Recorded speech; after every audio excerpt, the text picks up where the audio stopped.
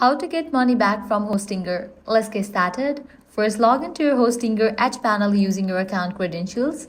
Next, click on the help icon, usually a small question mark, and select payments and refunds. Click on I want to get a refund. If your service is still within the refund period, typically 30 days, you'll see a refund button next to your invoice.